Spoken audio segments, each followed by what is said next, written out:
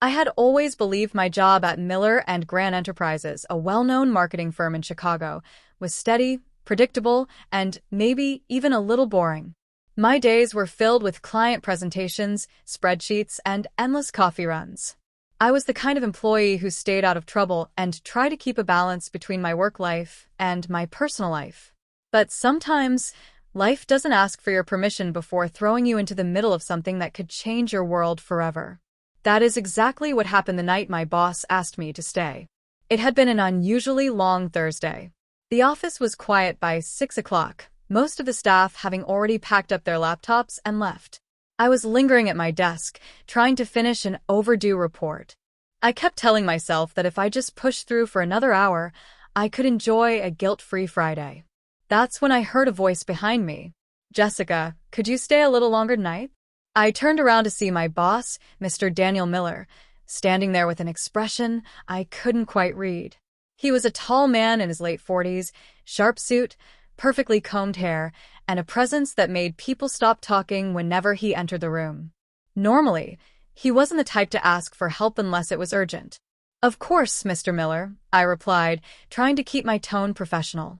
He gave a small nod. "Good. Come to my office when you're done with that report." Something about his tone sent a shiver down my spine. It wasn't threatening, it was just different. A little too serious. I quickly wrapped up my work and carried my laptop into his office. The place was dimly lit, the blinds drawn, even though the city lights were glowing just beyond the glass. "Close the door, Jessica," he said. I hesitated, but did as he asked. He gestured for me to sit. My heart was already racing, but I forced myself to appear calm. "Do you trust me?" he asked suddenly. The question caught me completely off guard. My mouth went dry. I guess so. You've always been fair as a boss." He leaned forward, lowering his voice. "What I'm about to tell you doesn't leave this room. If you want to walk away, now's your chance. But if you choose to stay, you'll see something that could change your life."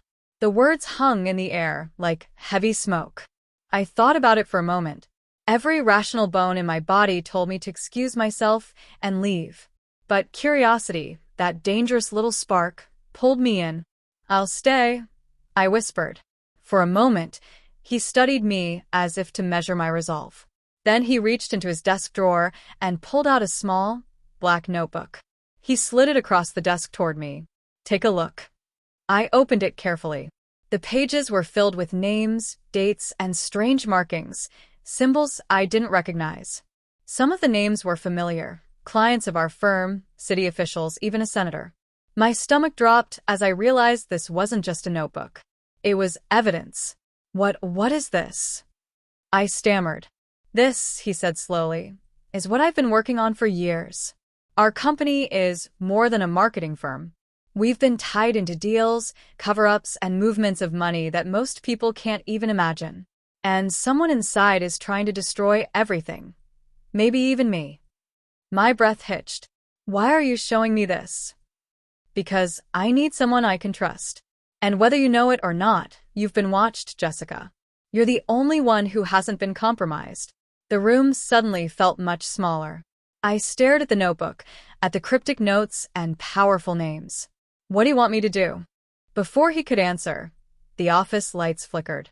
For a moment, we both froze.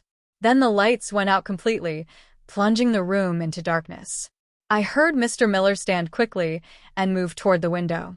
"Stay down," he whispered. My pulse skyrocketed. I ducked instinctively behind the chair, clutching the notebook to my chest. From the street below, headlights flashed. A black SUV had pulled up, and several figures in dark clothing were stepping out. "They found us," Mr. Miller muttered. "Who?" I hissed. He didn't answer.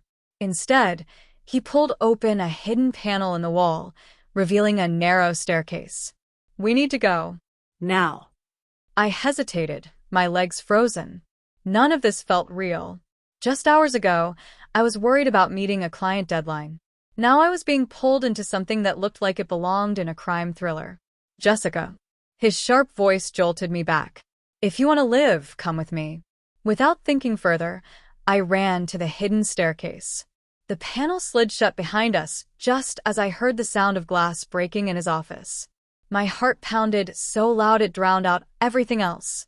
The staircase was narrow and steep, lit only by a faint emergency light. We descended quickly, my mind racing with questions. Finally, we emerged into a dark underground garage. Miller led me to a plain gray sedan parked in the corner. Once inside, I clutched the notebook tighter. "You owe me an explanation," I said, my voice trembling. "You'll get it." "But not here," he replied, starting the engine. "Right now, all you need to know is that you're in this with me. And once you've seen what I have to show you, there's no turning back." We sped out of the garage and onto the empty streets of downtown Chicago. The city looked different at night, colder, more dangerous. I kept glancing at the rearview mirror, half expecting the black SUV to appear behind us. Finally, after what felt like forever, we pulled up to an old warehouse near the river. The place looked abandoned, with boarded-up windows and rusting metal doors. Miller parked the car and led me inside. To my shock, the warehouse wasn't empty. Computers hummed, maps and photographs covered the walls, and two other people were already there.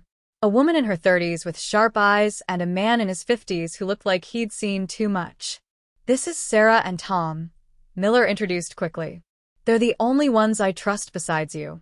Sarah eyed me suspiciously. "You sure about her?" "I'm sure," Miller said firmly. She saw the notebook.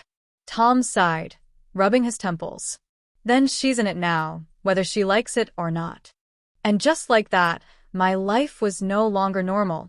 I was part of something bigger, darker, and infinitely more dangerous than I ever imagined. That night, I learned about the hidden world behind my everyday job. I learned that secrets have a way of pulling people under, and once you're in, there's no way to swim back to the surface. The night my boss asked me to stay didn't just change everything. It pulled me into a reality I never wanted to believe existed. And as much as I wanted to run, deep down I knew there was no escape. Because once you've seen the truth, pretending you haven't becomes the greatest danger of all.